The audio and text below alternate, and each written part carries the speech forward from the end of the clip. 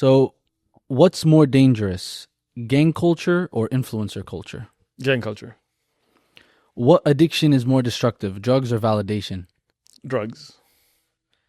Are Muslim men feared for their character or ignored? Unfortunately, now it is ignored. Has masculinity been confused with aggression? Maybe. But I think masculinity has kind of died out anyway. I think most men aren't really men anymore. And then you have the fringe red pill guys that try to act like men, but then they're more toxic than manly. Okay. And for final question, what did the streets teach you that perhaps the masjid didn't? Ooh, there's a lot.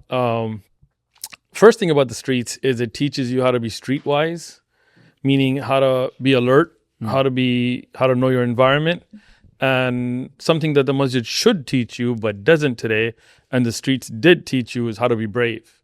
Don't fear people, don't fear death, don't fear attacks. So when we go out and give da'wah, we get death threats. We get, as you may have seen, I got stabbed. I mean, we got attacked twice, in Balboa Park. But it doesn't faze me because we've been through it, right?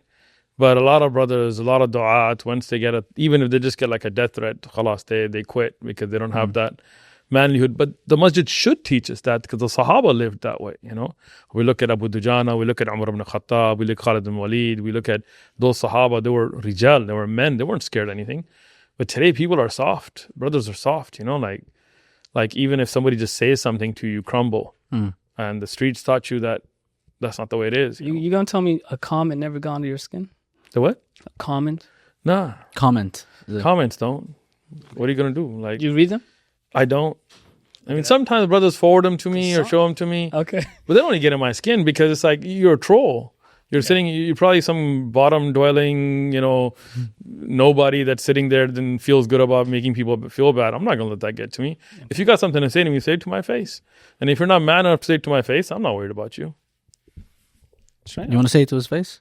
Say it to my face. Hey man, I'm gonna delete the comment after this. Don't worry about it. I got 5 accounts. You ain't never gonna find me. Another thing that you said, you mentioned that you didn't join a gang because it was like cool or anything. It was just I read I shouldn't say read. I don't read a lot. I like to read. I listened to it. All right, cool. You didn't join a gang because it was cool. It was just more so the circumstance, right? Exactly. Yeah. But I'm going to preface this question with a longer bit. I do think that at least for me, and I think it applies to most people, like all we wanted to do when we were at that age was to be cool. That's it. And we wanted to fit in, whether that meant join a gang because that's what your neighborhood was doing, or be a punk like any other kid. And I remember like I wanted to fit in. I wanted to be cool. I wanted to be cool in all weird ways. And like side story, my dad, he loved to save money. Okay. So I went to a private school. So I had like uniforms and stuff. And the uniform, my dad would like to buy oversized uniforms so I could wear it for 2-3 years. So he didn't have to buy it every year, right? I remember, and that was fine with me because, baggy clothes was cool. Yeah. Lil Wayne was wearing the same size pants as me. Let's not bring Lil Wayne into this. I mean, I'm just saying. That's if you're going to push somebody, push somebody hard, bro. That's what I looked up to. I'm just saying. Oh, my Allah. You looked at Lil Wayne. Come on. I was 10. Lil Wayne. Come on. He's not even a real gangster. I'm not talking about gangster. I'm talking about cool. He's not cool either. He was when I was 10.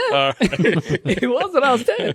And I remember I wanted to be cool. And like sometimes it didn't work out well because I remember I got in a fight in school, but one of my hands was in my pocket. Oh, that's rough. To hold my pants up.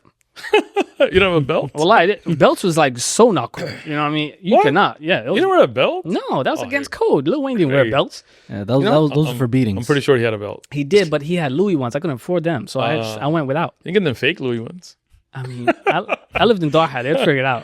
Where were you at? In Qatar, in Doha. Oh, nice. Yeah. Why are you getting fighters in Qatar, man? It's a nice place. I was in the mean school. I'm joking. Qatar